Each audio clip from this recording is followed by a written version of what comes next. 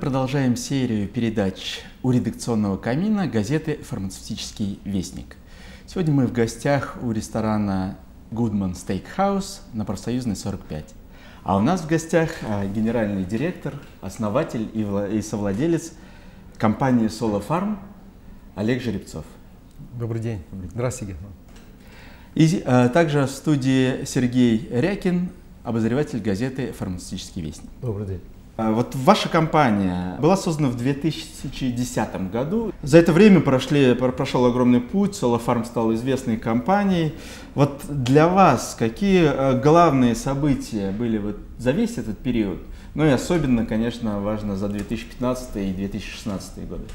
Вы правы, Герман. Компания действительно как юридическое лицо была создана в 2010 году. В этот год был куплен участок земли, достаточно большой, именно куплен. И начато проектирование, собственно, производственных мощностей того завода, где мы сейчас находимся. Затем интенсивное строительство 18 месяцев. И в 2013 году мы получили корпус производственный, выполнили, поставили машины и начали делать тесты. В производственном бизнесе ничего не реализуется достаточно быстро, как вы понимаете. Само проектирование, технологические стандарты, особенности производства – это все довольно рутинные и длинные вещи. Так вот, только в 2014 году мы получили лицензию, и летом 2016 года мы будем отмечать только 2 года с момента старта первой линии. Производства. Да, поэтому вот такие фазы. Говоря о самых выдающих событиях, ну, конечно же, это завершение, собственно, самого здания, его корпуса. Я за свою жизнь построил около 40 зданий подобного рода. Именно зданий, когда из кусков бетона, из стали, из цемента рождается некий объект, в котором тепло, варится кофе, ходят люди и раздеваются. Так вот, эта фаза, она ярко выраженная. Второй момент – это, конечно, получение фарм-лицензии, лицензии, которые разрешают нам производство и продажу. Это, естественно, произошло после тестов и запуска. Ну и, конечно же, первый выпуск продукции, как я рассказал, летом 2014 года. С конвейеров сошла первая наша упаковка.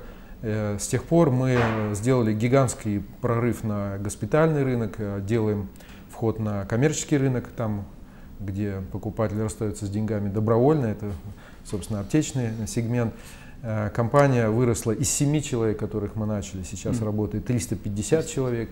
Мы по-прежнему аккуратно смотрим на количество людей на линиях, на многих из них их почти нет.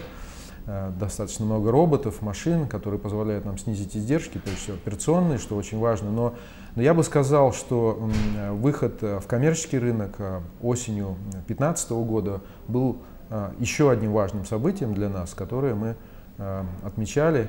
И, конечно, много других разных этапов. Запуск IT-систем, ERP-систем, которые позволяют следить за издержками и расходами. Начало рекламных кампаний.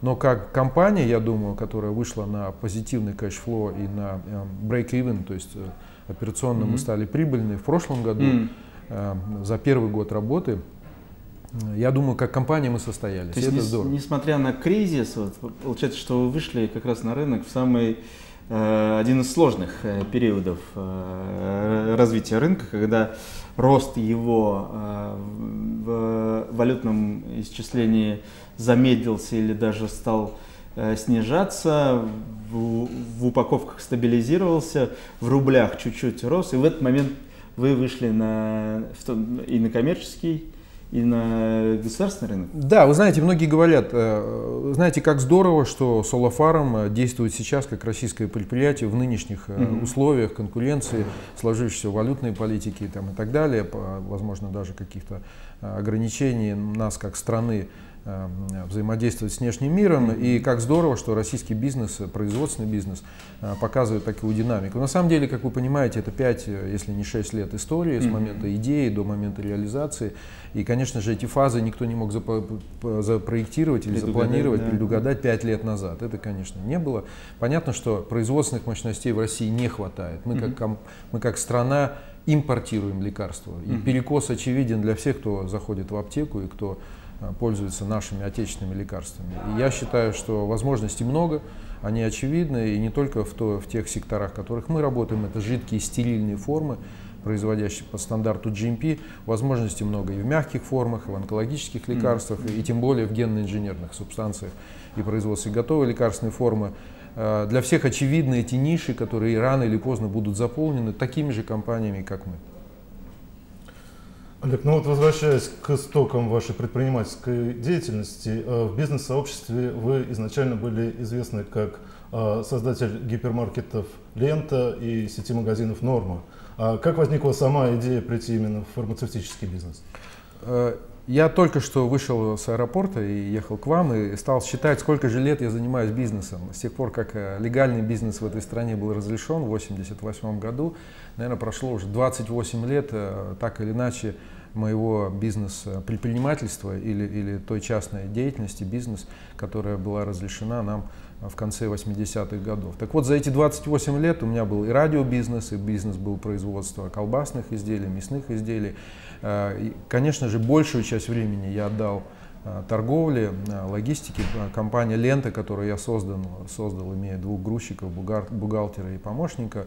Это успешная, развивающаяся компания, «Норма». Поэтому торговля была, наверное, тем, чем я занимался дольше всего. Но на самом деле, если посмотреть в глубину составляющих любого бизнеса, там всегда есть логистика, там всегда есть IT, там всегда есть бизнес-планирование, там всегда есть финансы, взаимоотношения с внешними организациями, с контролирующими органами. То есть я бы хотел сказать, что сегменты любого бизнеса, его составляющие достаточно похожи. Я думаю, что начав бизнес в недвижимости или в гостиничном бизнесе, или в производстве, извините, башенных кранов, элементы, составляющие этого бизнеса, весьма похожи. Мне же хотелось лично уйти в во что-то диаметрально противоположное. Возможно, это вызов самому себе, реализация своих возможностей, а получится ли у меня или нет. А смогу ли я, используя свои навыки в бизнесе или в управлении предприятиями, а я все-таки генеральный директор, а не председатель совета директоров, то есть моя функция именно экзекутив и управленческая, могу ли я сам себе доказать, что этот бизнес возможен, и его реализация, возможно, послужит примером для тех людей, кто сомневается в производстве, в возможности производства лекарств. На территории России, да. Ну вот действительно, по логике она теперь становится более ясна. Было бы правильно, если бы вы после «Ленты» и «Нормы» пошли, например, даже в фарме, пошли бы, например, в аптечные сети, да, в организацию аптечной сети. Вы же пошли в производство. Вот фармацевтическое производство, это насколько можно далеко от большого ритейла, вот настолько далеко. Какие, к вашему удивлению, может быть, к радостному или печальному удивлению, основные сложности, вот вы можете вспомнить, вдруг вас поразило, что вот это так не работает, а работает по-другому, или наоборот вас поразило, что легко можно достичь определенных целей и показателей? Всегда любые сложности являются до какой-то степени возможностями, как вы понимаете. Поэтому, например, сложности адаптации западных стандартов в фармацевтике, в производственной его части, являются теми же возможностями. Ну, говоря примитивно, научив людей взаимодействовать с технологами или производителями крупных машин на Западе, вы получаете одновременно доступ к технологиям, но вы должны заставить людей элементарно читать западную документацию и те стандарты, которые приняты в частности в GMP, к тому стандарту качества, к которому мы все стремимся. В этом смысле слова я увидел большое количество производственных специалистов, технологов, инженеров, которые десятилетиями не учились или не абсорбировали тот опыт, который окружает нашу страну. Это явный недостаток, но одновременно для меня, как для предпринимателя, это возможность, за которую я ухватился. Иначе говоря, выхватывая технологические особенности, возможности или потенциал, тот, который сложился за 10 лет на Западе, я очень легко достиг высоких эффективностей на каждой машине. То есть наши машины работают 22 часа в сутки, и 2 часа они всего лишь промываются. Это означает, что их производственный потенциал, нагрузка на них гораздо больше, чем у существующих мощностей в России. Это явное снижение себестоимости, это отсутствие людей на линиях, это, как я рассказывал, возможности использования IT-системы или ERP-систем для управления бизнесом. Опять же, меньше людей, меньше издержек, вследствие меньше ошибок. Вот эти и сложности, и возможности, они в фарме присутствуют в большей степени, чем в тех бизнесах, в которых я был. Другая особенность – это медлительность происходящего процесса. вплоть от начала подписания любого договора, рассмотрения документации. Конечно, в конкурентных отраслях, таких как розница, там, где динамика изменений, потому что потребитель хочет дешевле, лучше, сезонность, эти колебания происходят ярче. Так вот, в фарме этого нет. В фарме все происходит рутинно. Невозможно, если мне говорили, вот, у нас есть особенности безопасности производства, мы отвечаем за здоровье, это правда, я согласен. Но тем не менее, западные компании, которые, опять же, производители конкурируют здесь, в нашей стране, с такими производителями, как я, они эти бизнес-процессы решают быстрее. Да. Там происходит больше фокуса на бизнес, на производство добавочной стоимости, на вопросы качества, потребительских особенностей, на сезонность, опять же. Эти процессы ярче и живее происходят. В фарме, в российском производстве еще этого нет. Но это придет, безусловно, потому что конкуренция охватит так или иначе все сектора, не только розничные, но и производственных каких-то аспектов. Ну, конкуренция, она действительно достаточно высока на российском рынке, и вот в этой связи хотелось бы поговорить о портфеле вашей компании. Чем он отличается от портфеля других производителей? Мы не можем похвастаться десятилетиями разработки каких-то молекул. Понятно, что от нас, как от компании, вряд ли можно ожидать большого портфеля оригинальных препаратов. У нас есть меньше 10 оригинальных препаратов, которые мы так или иначе купили, в основном у советских исследователей, у тех профессоров или академиков, которые когда-то изобретение это сделали. Но говоря о нашем портфеле, безусловно, это жидкие стерильные формы. Очищая 300 тонн, то есть 300 тысяч литров воды ежесуточно, мы производим 120 тонн воды для инъекций, которые движутся в 16 огромных реакторов, так или иначе заполняя их. Некоторые реакторы по 10, даже 15 тысяч литров, которые идут на 8 производственных линий. То есть, иначе говоря, объединяя технологическую платформу очистки воды и очистки воздуха, что является такими важными двумя фазами в процессе создания лекарств, мы объединяем в себе жидкие и стильные формы. На что они делятся? Конечно же, в первую очередь они делятся на госпитальный сегмент, инфузий, растворов, которые потребляются в наших больницах ежедневно. Это гигантский, как вы понимаете, огромный рынок. Мы лишь делаем их из полипропилена, эту упаковку, которая создается, экструдируя прямо на линиях, то есть мы сокращаем эти издержки, не моя стеклянную тару.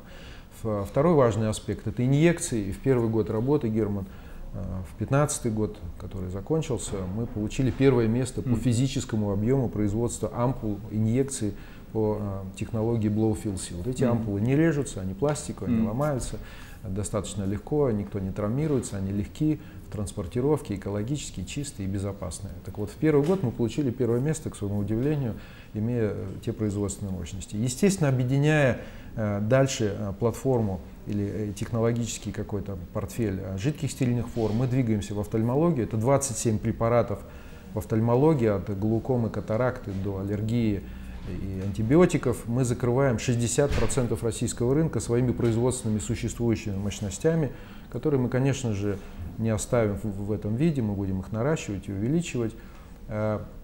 Мы делаем всю линейку назальных препаратов, спреи, сосудосуживающие препараты. Мы начинаем программу развития пульмонологии, это препараты против астмы, и там будет около 12 препаратов.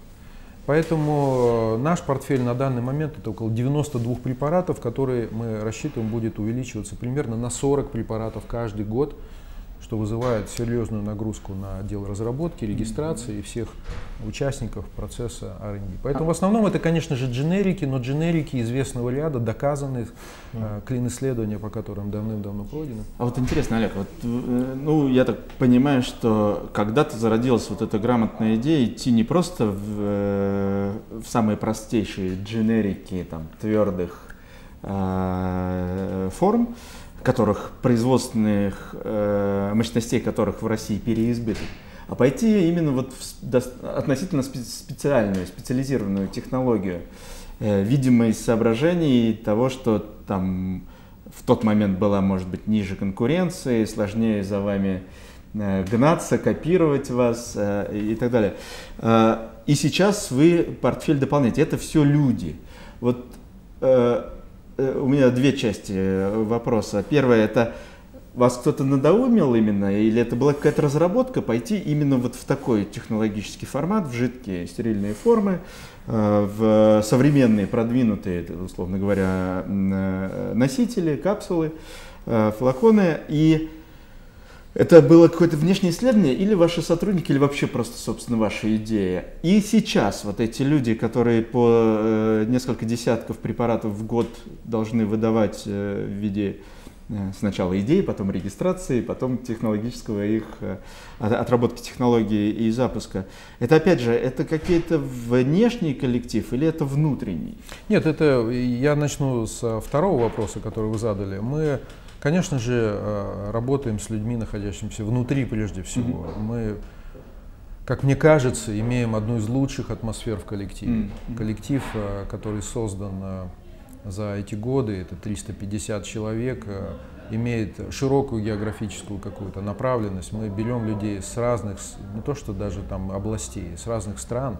Мы привлекаем самых ярких людей, но мы их окружаем очень классной, очень интересной атмосферой. Людям нам действительно интересно работать. Я не говорю о финансовой компенсации, которая, конечно же, выше рынка. Я говорю именно об условиях работы, об уважении каждому, о возможности реализоваться молодым девушкам, ребятам. Я всегда говорю, что у нас есть все профессии.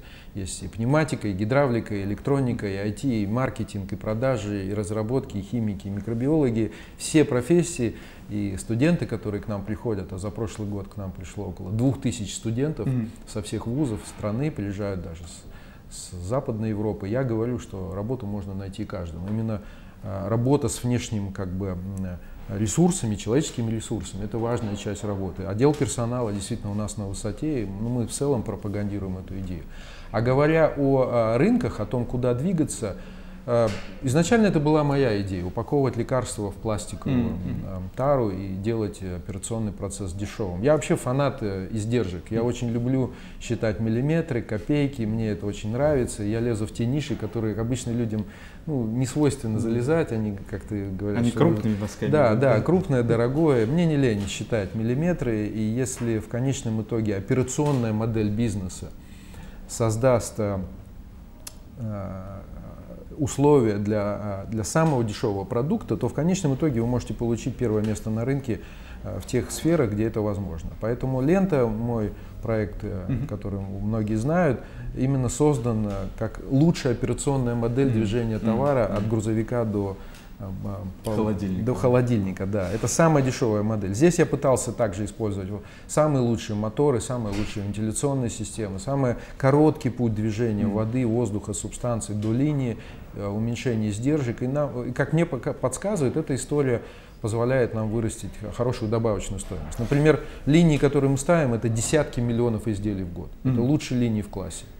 Ну вот в этом стремлении к эффикаси, да, к эффективности за счет более, в русском языке одно слово, эффективных линий, технологических линий, движения продукта, движения сырья, использования автоматизации, неумолимо встает вопрос, что при определенном развитии экономики и возможном снижении спроса, возможно, у вас его нету, встает вопрос о том, чтобы оставаться, держать издержки на определенном уровне, то возникает вопрос там циклического или цикличного увеличения штата, снижения штата. Вот 14-й, 15-й, теперь уже 16-е годы как-то привели к реструктуризации компании, к пересмотру количества людей, отделов, подразделений, которые во всем этом участвуют? Когда мы только начали работу, в основном 90% персонала, безусловно, работал на производстве. Пусть даже это немного людей, мы имеем втрое меньше людей на участке, чем на аналогичных заводах, в 3 раза меньше, я подчеркиваю, это очень важно, чтобы производительность была высокая. Но те люди, которые сейчас приходят, а мы нанимаем около 100 человек в год, и в этом году придет еще 120 человек на работу, потому что мы удваиваем существующие мощности и строим еще 8 линий. Так вот, приход этих 120 человек в основном будет в маркетинг, в продвижение, в каналы, которые будут связаны с созданием брендов, знанием о препаратах. То есть именно производственная функция у нас будет отходить на второй план. Я думаю, что мы как компания не реструктуризировали ничего, мы имели тот план, который был с самого начала, мы развиваем, ищем новые ниши, портфели, мы хотим двигаться в препараты для уменьшения боли, мы строим 2 линии стеклянные по производству 1 миллиона стеклянных ампул в день, и это большие мощности, и двигаемся в достаточно большой сегмент жидких форм, самых разных, ищем ниши. Процесс только приобретает бурный рост, и я рад возможностям, которые открылись. Но я подчеркиваю, Герман, что из моего опыта, в каких бы нишах я ни начинал бизнес, рано или поздно вопрос касается издержек. И те компании, которые на этапе дизайна своего завода, на этапе дизайна своей компании не заложили возможность снижения издержек, те компании проиграют. Ну, вот 6 лет назад вы ставили перед собой задачу создать современное предприятие, которое соответствовало бы международным стандартам. И двигались в этом направлении все эти годы. В этой связи вопрос, как вы проводите модернизацию своего предприятия, потому что задача эта, в общем, зачастую достаточно непростая. В основном мы работаем с немецкими инженерами, которые занимаются проектированием наших цехов. Мы берем лучшие стандарты, комнаты чистые, сделанные из стекла. Это именно прозрачные комнаты, которые дают транспарентность, все видят друг друга. Это достаточно интересные такие технологические решения. Мы используем модульные конструкции так, чтобы линия никогда не была поставлена в бетонные стены. Вы можете линию поменять и через 3 дня поставить новую линию. Это дает гибкость, мобильность. Мы не связаны какой-то одной технологической линией. Поэтому эти слоты, эти ячейки могут 2 месяца выпускать один препарат, потом другой. Мы используем гибкие пресс-формы, и таким образом иногда 2 препарата выпускаются в сутки на одной и той же линии. То есть сочетание гибкости, мобильности последних решений, энергоемкости. Мы рады сообщить, что энергонагрузка на наше предприятие в 2 раза ниже, чем на аналогичное производство. Мы рекуперируем тепло, например, или выхлопные какие-то газы, тем самым сохраняем энергию. То есть это именно производство, которое с самого начала было создано с большим использованием проектных решений, причем самых современных. Я думаю, что завод Солофарм похож на любой западный завод, современный, построенный за последние 2 года. Если вы приедете, вы увидите, что это современное предприятие. Поэтому я бы не говорил, что мы реструктуризируем, ремодернизируем. Мы все лишь реализуем вот эту вот идею модульных конструкций. Изначально заложено. Изначально заложено, верно, да. А вот, Олег, вы упоминали в начале нашего разговора, что в фармацевтике, в фармпроизводстве по сравнению с некоторыми другими видами бизнеса процессы регистрации, утверждения, процессы отработки технологий, ее как некой фиксации идет медленнее, чем в других индустриях. И совершенно верно, это обычно увязывается с вопросами безопасности. Да, потому что препараты, многие лекарственные препараты могут как значительно помочь здоровью, да, так и нанести значительный ущерб. А тем более стерильные и жидкие формы, которые зачастую используются в достаточно сложных случаях или имеют непосредственный контакт с организмом незамедлительный. Вот как вы гарантируете безопасность своей выпускаемой продукции? Есть ли у вас специальное подразделение? Как это происходит? Вы правы, Герман. Производство жидких стерильных форм имеет высший стандарт. Производство инъекций или инфузий внутривенных, внутримышечных лекарств имеет гораздо более выраженную проблему безопасности, потому что одно дело таблетка попадает к вам в желудок, другое дело вы в кровь колите лекарство, и его действие незамедлительное. В этом смысле слова это ответ на ваш вопрос, почему до сих пор мы имели дефицит предприятий по производству жидких лекарств. Потому что они сложнее, потому что технологический цикл сложнее. И я хочу вам сказать, что мы решаем эту задачу, во-первых, тем самым проектированием с самого начала всех процессов. То есть дизайн стандартов описан с самого начала на этапе того, как ставится реактор, линия, машина, подача воздуха, воды. И в этом смысле самим проектированием закладывается и фильтрация всех сред, и очистка воды, и очистка субстанций, и материальные шлюзы, и доступ людей происходит в соответствии со стандартами GMP, принятыми в Европе за последние 2 года. Но с другой стороны, мы очень детально проводим работу по подготовке персонала. Никто не выходит на линии без многонедельных этапов обучения в офисе. То есть эти люди сначала учатся, несмотря на то, что у них есть образование, как правило. И опыт, наверное. И опыт, вероятно, да. Мы, тем не менее, не выпускаем людей без определенных стандартов, без обучения наших внутренних, которые мы описываем в соавторстве с нашими коллегами, с консультантами, которых мы активно привлекаем. Если вы придете на Solar Farm, достаточно много улиц названо: Итальянская улица, Немецкая улица и так далее. То есть мы активно сотрудничаем с консультантами из Европы, у которых этот опыт уже сложился десятилетиями, и эти люди помогают нам именно учить людей, доводить их до линии в подготовленном виде.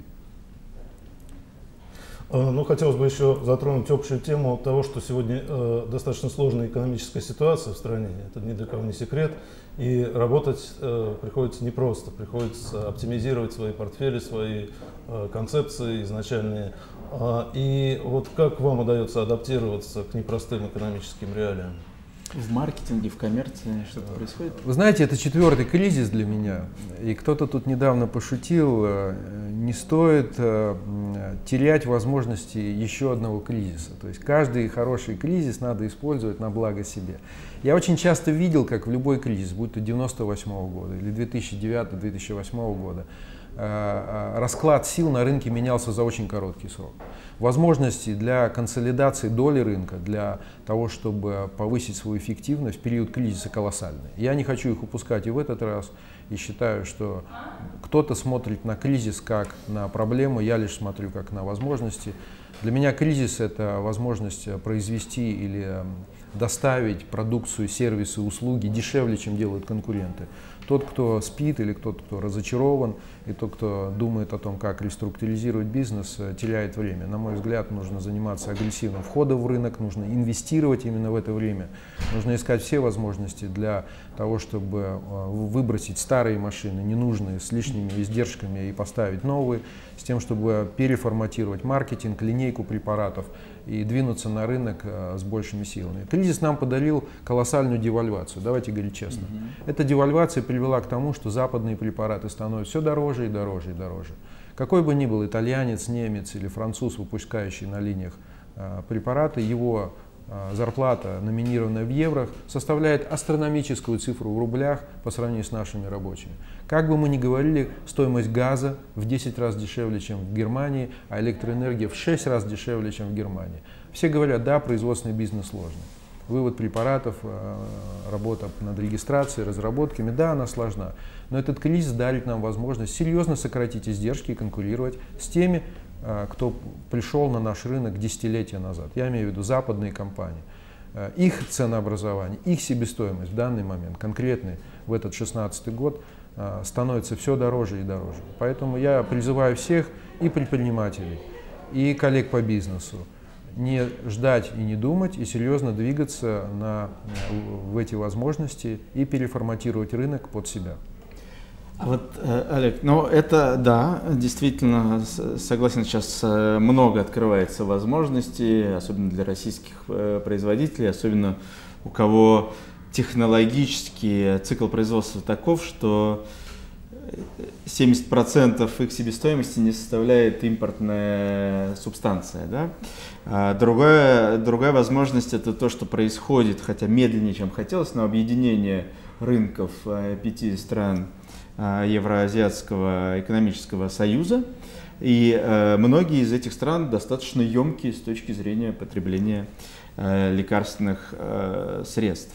Но все-таки и вот хотелось бы, может быть, от имени, чтобы вы озвучили от своего имени и от имени других российских производителей лекарственных средств на территории Российской Федерации, что вам в 2016 году мешает или не хватает в регуляторных, в экономических аспектах? Вот что вы видите основной проблемой для вас и ваших коллег? Вы правы, взаимодействие с государством в фарм-бизнесе происходит более чем где бы то ни было, может быть, только в регулировании постройки самолетов или в транспорте, там, где роль государства, безусловно, важна. И в фарме тоже, ведь стандарты безопасности контролирует государство, так как это происходит во всем мире. и я подтверждаю, что это правда. Мы не можем похвастаться качеством государственных услуг. Это не только касается фармацевтики, это касается всего остального, жилищного строительства, взаимодействия с чиновниками. Управленческая структура, сложившаяся в нашем государстве, наверное, должна быть модернизирована в лучшую сторону. В этом смысле слова, конечно же, мы ожидаем более качественного, внимательного отношения Минздрава, Росздравнадзора к проблемам производителей. Конечно же, нужно повернуться. Эти тренды происходят. Последние месяцы, я должен быть честным, есть тенденция, законы третий лишний, другие инициативы Минпромторга действительно показывают проблему российских производителей. В этом смысле слова наметился какой-то позитивный тренд. Но этого недостаточно. Я считаю, конечно же, регистрация лекарств выглядит на данный момент как достаточно черное поле, в котором есть огромное количество трактовки самых разных условий. Часто идут ссылки на нормативы, которых не существует. Часто приводятся параметры сравнения, например, регистрации цен из списка ЖНЛВП, и этого списка не существует. И так далее, и так далее. Такие нормативы, конечно же, мешают нам работать, они удлиняют фазу регистрации, это означает бизнес-риски, это означает задержка выпуска лекарств. Но я уверен, что государство научится справляться с этими вызовами. И мы, как производители, наверное, должны, возможно, более четко доносить фабулу или смысл наших вопросов. Мы не имеем кристально четкой, ясной позиции часто. Мы говорим, что нам это не нравится, а почему нам это не нравится, мы не говорим. В этом смысле формулирование или трактовка этих принципов должна все ярче и звонче звучать от лица фармпроизводителей. Конечно же, западные компании, которые в основном импортируют или привозят лекарства из-за рубежа, они не заинтересованы, это конкуренция, надо быть честным, в росте российских производителей. Не в росте нашей компетенции, не в росте нашей активности. В этом смысле слова нам, как жителям этой страны, как гражданам этой страны, конечно же, важнее всего снижать стоимость для лекарств. Послушайте, у нас огромное количество пенсионеров, которые не могут себе позволить. Как мы можем снизить стоимость лекарств? Только лишь создавая конкуренцию. А это означает все больше площадок, это означает более либерализованный подход к регистрации, к контролю. Я не говорю о том, что контроль не должен существовать, но он должен быть более кристальным, более ясным, но с другой стороны мы должны расширять плацдарм для конкуренции. Мы должны все больше давать площадок для строительства, мы должны более льготно и быстрее подписывать разрешения на строительство заводов или фабрик по производству лекарств, с тем, чтобы, возможно, через десятилетия Россия превратилась, как Индия, не в импортера, а в экспортера. И потенциал для этого есть. Олег, а вот в нашей стране очень любят рассуждать о социальной ответственности бизнеса, о каких-то благотворительных акциях. Вот ваше отношение к этому, у вас есть какие-то подобные проекты? Я довольно много времени проводил и провожу на таких нон-профит или неприбыльных каких-то проектах. Это была моя первоначальная, возможно, миссия, мое какой-то законченный баланс того, что я делаю в этой жизни, помимо семьи и работы. Я считаю, участие людей в публичных активностях, оно, безусловно, важно. Я являюсь членом попечительского совета Европейского университета. Это важный университет в Санкт-Петербурге. Я давно, много лет сотрудничаю. На данный момент мы проводим реконструкцию. Эта работа мне не приносит ничего, кроме хлопота и времени, которое я трачу. Понятно, что это не является заработком, какие-то компенсации денежные. Это мое такое. Второй мой проект важный – это активность в парусном сообществе, там, где я в свое время основал парусную ассоциацию, одну из крупнейших ассоциаций в России, класс СБ-20, который мы начали с нуля, и это позволило привлечь сотни и сотни, если возможно тысячи даже участников в этот спорт. Вот. И третье – это благотворительность, это проект «Солнце», фонд, который я также основал 7-8 лет назад с коллегами в Санкт-Петербурге. Вот основные три проекта, но подчеркиваю, что мы всегда активно участвуем как компании и как предприниматели. Мы работаем с студенческим сообществом, мы рады видеть всех студентов, мы зовем всех в гости и рассказываем о том, что мы делаем на самом деле. Мы держим двери открыты, это здорово. Спасибо большое, Олег.